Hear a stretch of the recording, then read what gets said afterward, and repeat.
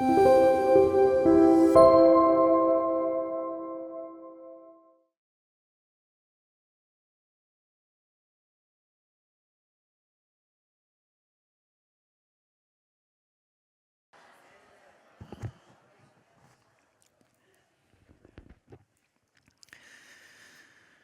나라의 대통령이 파면당했습니다. 어떤 분들은 기쁘게 받아들이고 참 잘됐다 박수치는 분들도 있으시고, 또 어떤 분들은 그렇게 될 수는 없다 힘들어하시고 또 어려워하시는 마음에 그런 분들도 있을 줄로 압니다. 근데 저는 이 결정 이전보다 결정 이후가 사실 더 걱정이 됩니다. 왜 그런가 하면, 여러분 아시겠지만 우리가 살아가는 이 사회에는 여러분 질서라는 게 있습니다. 그런데 그 질서가 이상하게도 힘의 논리로 그 질서가 생겨날 때가 굉장히 많습니다. 분명히 이 결정으로 어떤 사람들은 더 힘이 있는 자리에 올랐을 겁니다. 그러면 여러분 그 사람들은 어떻게 살아갈까요? 예수님처럼 안아주고 좋은 말 해주면 참 좋겠지만, 지금까지 누리지 못한 거 자신을 위해 열심히 할 것이고, 또 기회가 된다면 다른 편에 있는 사람들을 또 힘들게 할 수도 있을 것입니다. 그런가 하면 이번 결정으로 또 더 낮은 자리로 내려간 사람도 있을 것입니다. 그런 사람들은 또 어떻겠습니까? 이전에 내가 있던 자리를 그리워하면서 그 자리에서 또 분노하며 반대편을 향해서 또 비방하지 않겠습니까? 이것이 안타깝지만 우리가 살아가는 이 세상의 민낯입니다. 영국 뉴캐슬 대학의 도시와 사회를 연구하면서 가르치는 교수님 중에 스티븐 그레이엄이라는 교수님이 있습니다. 그 교수님이 이런 책을 썼는데요, 수직 사회라는 책을 썼습니다. 이게 무슨 뜻이냐 하면, 지금의 사회는 2차원적인 평면의 지도로는 우리가 이 사회를 다 이해할 수 없다라고 이야기합니다. 어떻게 이해해야 되냐 하면, 수직적인 체계를 이해하지 못하면 이 사회를 이해할 수 없다라고 이야기합니다. 그러니까 여러분, 우리 밖에 나가면 높은 빌딩이 있고 마천루가 있죠. 그런 것처럼 우리가 평등하다고 생각하는 이 사회가 굉장히 계급화되어 있고 그 위에 여러 가지 층위로 구성되어 있다라고 이야기하는 겁니다. 여러분 한번 보십시오. 지금 세계가 어떻게 돌아갑니까? 여러 나라들이 하나 되기를 원합니까? 아니면 나누어지고 있습니까? 나누어지고 있죠. 왜 그럴까요? 거기에는 여러분, 군사력이라는 힘과 경제력이라는 힘을 바탕으로 이 모든 나라들이 서열화되어 있습니다. 그렇기 때문에 이 서열화되어 있는 그곳에서는 하나 될 수 있는 것이 아니라 나누어지는 것이 훨씬 더 쉽게 일어납니다. 여러분, 많은 사회학자들이 경고하는 것 중에 하나가 뭐냐 하면, 계층화되고 수직적인 구조화된 사회는 결국에는 여러분 갈라지는데 양극단으로 갈라진다고 이야기합니다. 여러분, 양극단으로 갈라지고 난 다음 그 다음 단계가 뭔지 아십니까? 거기에 여러분 폭력이 생기고 여러분 그것들이 더 많아지게 됩니다. 아니, 힘이 센 쪽이 있고 힘이 약한 쪽이 있어 싸우면 그러면 힘이 센 쪽이 살아남을 것이라고 생각하지만, 여러분 이런 사회에서는 양극단에서 발생하는 분쟁으로 폭력으로 인해서 이 사회가 어떻게 되냐 하면, 사회학자들이 그렇게 이야기합니다. 둘 다 망하게 된다. 이것이 사회학자들이 우리에게 주는 경고입니다. 그래서 저는 이번 판결 이후가 참 더 두렵고 걱정이 됩니다. 왜냐하면 우리나라가 점점 사회학자들이 걱정하고 경고하는 그 방향으로 나아가고 있기 때문에 그렇습니다. 그러면 여러분, 우리는 이런 시대를 살아가면서 예수 그리스도를 믿는 기독교인으로 어떤 삶을 살아가야 될까요? 그 이야기에 대한 해답이 오늘 읽은 이 에베소서 2장의 말씀에 있습니다. 바라기는 오늘 말씀을 통해서 분열과 반목이 아니라 정말 하나됨으로, 평안과 화평을 누리는 저와 여러분의 삶 되시기를 주님의 이름으로 간절히 축원합니다. 오늘 말씀은 핵심이 이렇습니다. 우리 표 한번 보여주시면 그때와 이제라는 개념을 갖고 있습니다. 여러분, 그때는 언제일까요? 전에죠, 그렇죠? 예전에는 이랬었는데, 그런데 지금 이제는 이렇게 되었습니다. 그래서 이 사이를 뭐냐면 어떤 사건이 하나 있어요. 그 사건을 통해서 예전에는 이랬었는데, 그때는 이랬었는데 지금은 이렇습니다라는 게 오늘 에베소서 핵심적인 말씀인데요. 먼저 우리 그때에 대해서 한번 살펴보시면 11절과 12절 말씀입니다. 우리 한번 같이 읽어보겠습니다. 시작. 그러므로 생각하라. 너희는 그때 육체로는 이방인이요 손으로 육체에 행한 할례를 받은 무리라 칭하는 자들로부터 할례를 받지 않은 무리라 칭함을 받은 자들이라. 그때 너희는 그리스도 밖에 있었고 이스라엘 나라 밖의 사람이라. 약속의 언약들에 대하여 외인이요 세상에서 소망이 없고 하나님도 없는 자이더니. 자, 보시면 한번 넘겨주세요. 그때를 여러분 어떻게 설명하고 있는지 잘 보십시오. 육체로는 이방인이요. 이방인은 여러분 여기 있는 사람입니까? 밖에 있는 사람입니까? 밖에 있는 사람이죠. 자, 할례를 받은 무리가 있는데 그 할례를 받지 않는 무리는 여러분 여기 있는 사람입니까? 밖에 있는 사람? 밖에 있는 사람이죠. 소속을 이야기하는데 아예 여긴 정확하게 이야기합니다. 그리스도 밖에 있고 이스라엘 밖에 있고, 그 다음에 약속의 언약에 대해서는 여러분 외인은 안에 있는 사람입니까? 밖에 있는 사람? 보시면 그때를 이야기하는데 그때는 다 어디에 있습니까? 밖에 있는 거예요. 어딘가에 밖에 존재했었어요. 그때는. 그런데 그러면 이제 그때 말고 또 다른 단어가 하나 있었죠. 뭐죠? 이제는 어떻게 되는지 우리 13절 한번 같이 읽어볼게요. 시작. 이제는 전에 멀리 있던 너희가 그리스도 예수 안에서 그리스도의 피로 가까워. 자, 여기 보니까 밖과 반대되는 단어 하나가 나오는데 뭐죠?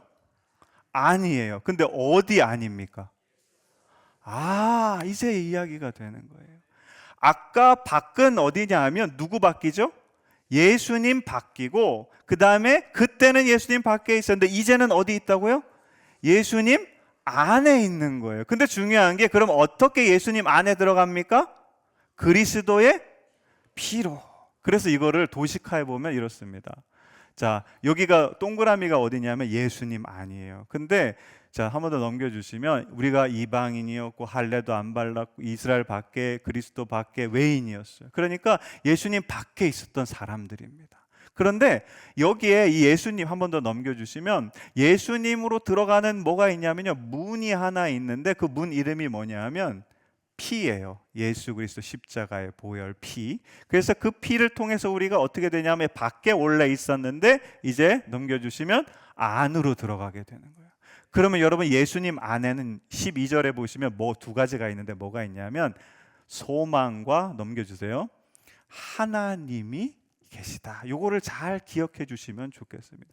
자, 그러면 예수님께서 원래 밖에 있었어요, 다. 그런데 그런 우리들을 왜 십자가에서 피까지 흘리시면서 우리를 예수님 안으로 이끄시는가? 그 목적이 중요하겠죠? 그 목적이 이어지는 말씀에 등장합니다. 우리 14절 말씀 한번 같이 읽어볼게요. 시작. 그는 우리의 화평이신지라 둘로 하나를 만드사 원수된 것 곧 중간에 막힌 담을 자기 육체로. 오늘 예수님이 잘 보세요. 예수님을 뭐라고 얘기하시죠? 화평이라고 얘기하세요. 그래서 그 화평이 하시는 일이 뭐냐면 둘로 하나를 만드시는 거예요. 근데 이 화평이라는 단어 우리가 잘 아셔야 되는데 한번 넘겨주시면 화평은 여러분 헬라어로 에이레네라는 단어고 히브리어로 샬롬이라는 단어예요. 근데 이 뜻이 잘 보세요. 전쟁이나 적대 감정의 부재라는 거예요. 그러니까 자 보세요. 전쟁과 적대 감정은 여러분 하나 되는 겁니까? 나누어지는 겁니까? 나누어지는 거죠. 하나 되지 못하고 나누어지는 거에서는 여러분 행복과 평안이 없어요. 인간 삶의 총체적인 행복과 평안은 나누어질 때 있다는 겁니까? 하나 될 때 있다는 겁니까? 하나 될 때 있다라는 거예요. 그래서 예수님이 밖에 있는 사람들을 다 안으로 이끄시는 이유가 뭐냐 하면 둘인 사람들을 어떻게 만들려고요? 하나로 만들려는 거예요. 이어지는 15절 말씀에 똑같은 단어가 나오는데 한번 같이 읽어볼게요. 시작. 법조문으로 된 계명의 율법을 폐하셨으니 이는 보세요, 또 나오죠. 둘을 어떻게 만듭니까? 자기 안에서 한 세 사람으로 지어. 여기서 중요해요. 한 사람이 되면 그러면 뭘 누릴 수 있습니까? 화평이 아까 뭐라 그랬죠? 행복과 평안을 우리에게 주시기 위해서 우리를 밖에 있는 우리를 다 모아가지고 예수님 안에 이렇게 모아서 둘인데 하나로 만들어서 그 화평을, 행복과 평안을 우리 삶에 누리게 해 주시는 분이 누구시라고요? 예수님이라는 겁니다. 그래서 여러분, 제가 참 좋아하는 종교 화가 중에 지곡 헤더라는 독일 화가분이 있는데 한번 보여주시면, 죄인들과의 저녁 식사라는 그림이 있어요. 여기 보시면 여러 가지 이제 사람들이 한 식탁에 이렇게 둘러 앉아 있는데, 넘겨주세요. 여러분 보시기에 오른쪽 끝에 보면 어떤 분이 앉아 있죠? 이렇게 흑인이시죠, 그렇죠? 건장한 흑인인데 한쪽 팔에 뭘 감고 있습니까? 붕대를 감고 있어요. 이분은 뭐냐면 아프리카에서 전쟁터에서 다쳐서 온 군인이에요. 그래서 첫 번째 앉아 있는 사람은 그 아프리카 내전에서 힘들게 막 싸우다가 다쳐서 온 군인이고, 그 옆에는 여러분 어떤 여인처럼 보이세요? 이렇게 손을 하고 좀 엘레강스해 보이지 않으세요? 네. 이렇게 또 뭔가를 탁 쓰고 있어요. 네. 그래서 이분은 누구냐 하면 귀부인인 거예요. 그 다음에 그 옆에는 여러분 안경을 어떤 거 쓰고 있죠? 아주 두꺼운 안경 쓰고. 여러분, 우리 두꺼운 안경 쓰면 뭘 잘하죠? 요즘 안 그런가요? 예, 저분은 뭐냐면 학자예요. 공부를 너무 열심히 해서 눈이 많이 나빠졌나 봐요. 그 다음에 옆에는 여러분 얼굴에 어떤 분장을 했습니까?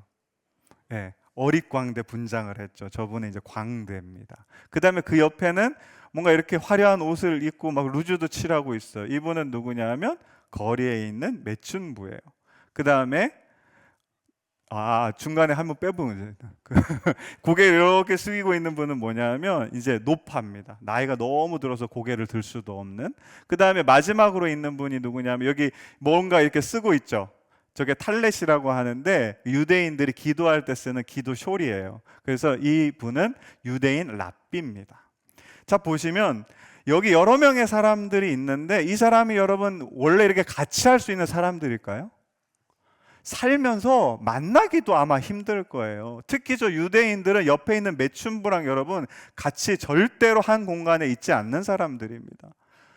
모든 사람들이 하나 될 수 없는 사람들이 지금 어디에 같이 앉아 있어요? 한 식탁 안에 같이 하고 있는 거예요. 근데 여러분, 이렇게 할 수 있는 이유를 이 지곡 헤더가 어떻게 설명하냐면, 자 보시면 그림 가장 아래에 여러분 뭐가 있습니까? 손이 이렇게 빵 하나를 들고 있죠. 넘겨주시면 저게 뭐냐 하면, 여기 손에 이렇게 보면 자세히 보면 뭐가 있냐면 예수님이 박히셨던 그 십자가 못이 거기에 이렇게 구멍이 뚫려 있어요. 그 누구의 손일까요? 예수님의 손인 거예요. 예수님 때문에, 예수님 안에 있기 때문에 절대로 함께 할 수 없는 사람들이 지금 뭘 하고 있습니까? 한 식탁에 앉아서 같이 식사를 하고 있는 겁니다. 사랑하는 성도 여러분, 여기도 똑같아요. 여러분, 여기도 아까 제가 말씀드렸죠? 어떤 분은 대통령의 파면을 기뻐하시는 분도 있고, 어떤 분은 마음 아파하시는 분도 있고, 어떤 분은 난 뭐 그런 거 필요 없어, 나 그냥 나만 잘 살면 돼, 죄송합니다, 그런 분들도 있을 줄로 압니다. 근데 여러분, 여기에 우리가 어떻게 이렇게 함께 할 수 있습니까? 누구 안에 있기 때문에? 예수 그리스도 안에 있기 때문에 이 자리에 함께 하고 있는 줄로 믿습니다.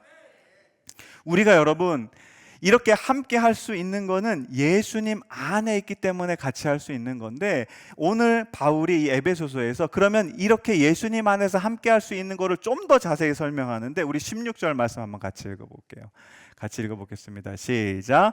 원수된 것을 십자가로 소멸하시고 이 둘을 한 몸으로 만드셔서 하나님과 화해시키시고. 또 여러분 뭐가 나오죠? 둘이 하나가 된 거예요. 근데 이제 설명을 하는 거예요. 어떻게 둘이 하나가 되느냐 하면, 자, 여러분, 우리가 하나님과 원수 됐어요. 왜 원수 됐죠? 죄를 지어서 그런 거예요. 근데 그 죄를 예수님이 뭘로? 십자가의 피로 이거를 없애주신 겁니다. 그렇죠? 그래서 우리가 하나님의 자녀가 되는 거죠. 자, 보세요. 여기 세 명의 완전히 함께할 수 없는 사람이 있어요. 완전히 다른 사람이 있어요. 그런데 한 사람이 자, 예수님 안에 들어와 가지고 자기 죄를 십자가를 통해 가지고 다 사함 받고 소멸되고 이제 하나님의 자녀가 됐어요. 그 다음에 두 번째 사람이 또 예수님 안에 들어와 가지고 다 자기 죄를 십자가로 소멸받고 그 다음에 하나님의 자녀가 되었어요. 세 번째 사람도 또 역시 예수님 안에 들어와 가지고 다 죄를 사함받고 하나님의 자녀가 됐어요. 보세요. 예수님 안에 들어오기 전에 이 사람은 다 어땠습니까? 다 자기 마음대로 살아가던 사람이에요. 하나 될 수 없는 사람이에요. 그런데 보세요. 이 세 사람이 예수님 안에서 여러분 어떻게 변했습니까? 누가 됐다고요? 하나님의 자녀가 된 거예요. 존재가 변한 겁니다. 여러분, 우리가 기억하셔야 돼요. 내가 예수 그리스도 안에 있을 때 그냥 내가 예전처럼 살다가 교회에 잠깐 예배 드리고 예수님 믿는 이게 아니라 예수님 안에 들어오면 우리의 존재가 어떤 존재로 바뀐다고요? 하나님의 자녀로 바뀌는 줄로 믿습니다. 그래서 여러분, 하나님의 자녀가 되면 이제 어떤 일이 벌어지느냐? 이어지는 우리 18절 말씀 한번 같이 읽어볼게요. 시작. 이방 사람과 유대 사람 양쪽 모두 그리스도를 통하여 한 성령 안에서 아버지께 나아가게 되어. 자, 보세요. 세번역 성경 말씀인데 예수 그리스도한테 들어와 가지고 거기서 여러분 우리의 존재가 뭘로 바뀌었다고요? 자신 있게 하셔도 돼요. 하나님의 자녀로 바뀌었잖아요. 바뀌니까 이제 똑같은 존재가 된 거예요. 그러니까 한 성령 안에서 이제 뭘 하는지 보세요. 하나님, 그 다음에 여러분 이 하나님의 자녀가 된 사람들이 지금 어디로 나아가고 있습니까? 보세요. 전에는 각기 제 길로 갔어요. 그런데 하나님의 자녀가 되고 나서는 여러분 어디로 향해 나갑니까? 아버지 하나님을 향해서 나아가게 되는 겁니다. 이게 여러분 우리의 삶의 길이 완전히 달라지게 되는 거예요. 하나님의 자녀가 되어서 전에는 내 마음대로 생각하고 내 멋대로 살았지만 그게 아니라 이제는 하나님의 자녀로 누구를 향해서? 아버지 하나님을 향해서 나아가는 존재가 되었다는 거예요. 그러면 여러분 이렇게 예수 그리스도 안에서 하나님의 자녀가 되어가지고 이제 같은 존재가 한 몸이 되어서 하나님을 향해 나아가는 사람들을 성경이 뭐라고 부르냐 하면 이어지는 19절 말씀입니다. 같이 한번 읽어볼게요. 시작. 그러므로 이제부터 여러분은 외국 사람이나 나그네가 아니요 성도들과 함께 시민이며 하나님의 뭐라고요? 우리가 읽은 말씀에는 권속이라는 단어를 사용하는데 그게 뜻이 뭐냐 하면 가족이라는 뜻이에요. 보세요. 우리는 예수 그리스도 안에서 하나님의 자녀가 되었어요. 그리고 이제 한 몸이 되어서 누구를 향해 나아간다고요? 하나님을 향해 나아가는 거예요. 그런 우리는 하나님의 뭐라고요? 한 가족이라는 겁니다. 사랑하는 성도 여러분, 오늘 우리가 오늘 제가 설교 제목을 뭐라고 정해놨죠? 화목이라는 단어를 우리가 잘 아셔야 되는데 한번 보여주세요. 화목이라는 단어를 한자로 이렇게 파자를 해보면 화할 화와 화목할 목으로 나눌 수가 있어요. 그런데 자 보시면 이 두 단어가 뜻이 똑같아요. 온화하다라는 뜻이 있어요. 여러분 우리가 누구랑 화목하려면 어떻게 됩니까? 나도 온화해야 되고 그 사람도 온화해야 같이 화목할 수 있는 거예요. 그런데 잘 보시면 화활화에서 중심이 되는 이미지가 뭐냐면 여러분 벼가 이렇게 고개를 숙이고 있고 밑에 이렇게 뭐 팸플롯 같은 악기가 있는데 그 위에 뭐가 있습니까? 입술이 있죠. 그렇죠? 입술에서 무슨 소리가 나느냐가 중요하다는 거예요. 그 다음에 옆에 화목할 목을 보시면 처음에 뭐가 있습니까? 눈이 있죠. 눈이 언덕배기를 평화로운 언덕배기를 이렇게 바라보고 있는 거예요. 우리 눈이 무엇을 바라보느냐가 굉장히 중요하다는 거예요. 뜻이 그래요. 그러면 자 보세요. 우리의 입술이 무엇을 이야기할 때 여러분 우리가 가장 온화한 사람이 될까요? 여러분 아까 우리 찬양대 찬양할 때 얼굴 보셨어요? 못 보셨어요? 제가 봤더니 어떤 얼굴이었을까요? 세상에서 가장 온화한 얼굴이었습니다. 우리의 입술에서 뭐가 나올 때? 하나님을 향한 찬양이 나올 때 우리가 여러분 온화한 사람이 되는 거예요. 그러면 여러분 우리의 눈에 뭐가 보여지면 여러분 우리가 온화하게 될까요? 임재하시는 하나님이 보여질 때 여러분 우리가 온화한 사람이 되는 겁니다. 보세요. 우리의 입에서는 찬양이 나오고 우리의 눈에는 하나님이 보여집니다. 그러면 여러분 우리 뭐 하는 겁니까 지금? 다시요. 우리의 입술에서는 하나님의 찬양이 나오고 우리의 눈에는 하나님이 보여집니다. 그럼 우리가 뭐 하는 자리에 있는 겁니까? 그렇죠. 하나님을 예배하는 자리가 우리의 입술에서 찬양이 나오는 자리고 그 다음에 우리의 눈에 하나님이 보여지는 자리인 줄로 믿습니다. 그것이 여러분 18절에 다시 한번 우리 한번 읽어볼게요. 한번 같이 읽어보겠습니다. 시작. 이방 사람과 유대 사람 양쪽 모두 그리스도를 통하여 한 성령 안에서 아버지께 나아가게 돼요. 하나님께 예배드린다는 걸 다른 말로 이야기하냐면 뭐냐면 하나님의 한 가족이 되어서 누구를 향해 나아가는 거라고요? 하나님을 향해 나아가는 거예요. 이게 하나님께 예배드리는 겁니다. 그 나아가는 길에서 우리 입에서는 뭐가 나와요? 하나님을 향한 찬양이 나오고 우리의 눈에는 뭐가 보여요? 하나님이 임재하시는 그 하나님이 보이는 게 예배의 자리인 거예요. 여기에 있을 때 우리 예수님 뭐라고 얘기하시냐면 둘이 뭐가 된다고요? 하나가 된다는 거예요. 사랑하는 성도 여러분, 예수님 밖에 저 세상에는 여러분 둘이 하나가 되는 게 있을까요? 없을까요? 절대로 없습니다. 거기는 여러분 뭐가 있을까요? 나눠지는 것밖에 없어요. 왜 나눠지는 줄 아세요? 제가 2주 전에 우리 함께 말씀 나누었죠. 우리 인간이 가진 죄 중에 가장 뿌리가 되는 죄, 근원적인 죄가 뭐라 그랬죠? 우리 다시 한번 고백할까? 마음에 손 얹고 나는 교만한 사람입니다. 2주 지났다고 이제 좀 약해지죠. 다시 한번 고백하겠습니다. 나는 교만한 사람입니다. 이걸 인정해야 돼요. 근데 여러분 예수 그리스도 밖에 있는 사람들 다 어떤 사람입니까? 보세요. 예수 그리스도 안에 있는 사람도 어떤 사람이에요? 교만한 사람인데 예수 그리스도 밖에 있는 사람은 오죽하겠습니까? 진짜 교만한 사람들이에요. 그러면 여러분 교만하다는 것은 여러분 내려가기를 원하는 사람입니까? 올라가기를 원하는 사람? 다 올라가기를 원해요. 그러니 여러분 하나 될 수 있습니까? 나눠지는 게 쉽습니까? 거기에는 여러분 소망이라는 게 없어요. 소망은 하나 되면 여러분 어디 안에 있는 겁니까? 예수 그리스도 안에 있는 줄로 믿습니다. 그래서 여러분 우리가 해야 될 것이 무엇이냐면 이 시대 가운데 내가 예수님 먼저 알았고 예수님 통해서 구원받았고 하나님께 예배 드리는 사람이라면 반드시 해야 될 것이 뭐냐면 저 밖에 있는 그거 없는 사람 하나 되지 못하고 계속 나눠지고 양극단으로 가서 서로 폭력하고 비방하고 여러분 그 사람들을 데리고 와야 돼요. 여러분 제가 오늘도 가정을 위해서 잠깐 기도했지만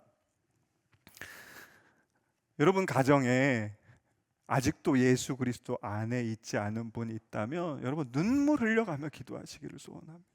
여러분 자녀들을 위해서, 여러분 배우자를 위해서, 여러분 부모님을 위해서 꼭 기도하시기를 바랍니다. 거기에는 여러분 소망이 없어요. 왜냐하면 여러분 욕심이 잉태하여 뭐가 됩니까? 죄가 되죠. 죄가 장성하면 뭐가 됩니까? 사망이 되는 거예요. 거기에는 아무것도 없어요. 결국에는 다 사망으로 끝이 나는 겁니다. 예수 그리스도 안에 있을 때 우리는 나누어지는 것이 아니라 하나가 될 수 있고 한 가족이 될 수 있고 하나님께 예배할 수 있고 오늘 하나님께서 이야기하신 것처럼 행복과 평안을 그 자리에서 누릴 수 있게 될 줄로 믿습니다. 그래서 여러분 우리의 사명은 거기 있는 사람들을 자꾸 예수 그리스도 안으로 데려와야 되는 거예요. 바라기는 저와 여러분의 삶이 예수 그리스도의 하나된 복음을 들고 저 세상 가운데로 나가서 그 사람들을 예수 그리스도 안으로 인도할 수 있는 삶이 되시기를 주님의 이름으로 간절히 축원합니다. 2주 전에 월요일이었습니다. 제가 그 날씨가 따뜻해가지고 이제 자전거 타고 이제 운동을 하고 있었는데 우리 선임 장로님이 아주 급한 전화가 왔어요. 그래서 빨리 오시라고. 그래가지고 얼른 와가지고 이제 샤워하고 교회로 타고 왔는데 이제 와가지고 한 집사님을 만났어요. 그분이 누구냐면 피아노 헌물하시겠다고 하신 분이에요. 그래서 참 너무 감사하다라는 마음이 있었는데 저는 그거보다 더 감사한 게 있어서 잠깐 말씀을 드립니다. 그분이 어떤 분이냐면 저희 교회가 여러분 어디서 개척이 됐죠? 간석동에서 개척이 됐잖아요. 거기 그 간석동 개척됐을 때부터 다니셨던 분이에요.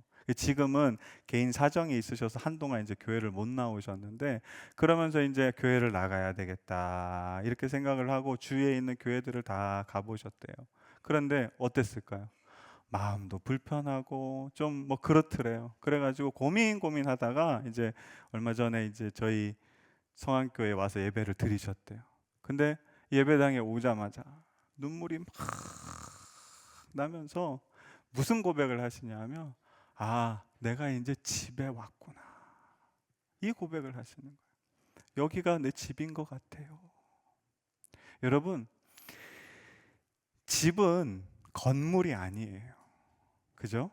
집은 여러분 거기에 누가 모여 있습니까? 가족이 모여 있는 거예요. 오늘 여러분 우리가 읽은 에베소서 2장 말씀이 마지막에 어떻게 끝나느냐 하면, 우리 20절, 21절, 22절 우리 한번 같이 한번 읽어볼게요. 같이 읽어보겠습니다. 시작. 너희는 사도들과 선지자들의 터 위에 세우심을 입은 자라. 그리스도 예수께서 친히 모퉁이 돌이 되셨느니라.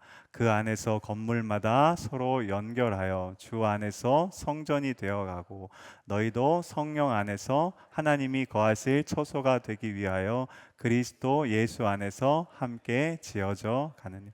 여러분, 이게 뭐냐 하면요, 집이 만들어지는 과정을 우리에게 보여주는 겁니다. 잘 보세요. 20절에 보면 이제 터가 있어요. 터인데 누가 세웠냐 하면, 자, 사도들은 누구의 제자들이죠? 예수님의 제자들, 예수님의 말씀을 받은 사람이고, 선지자들은 여러분 누구의 말씀을 받았습니까?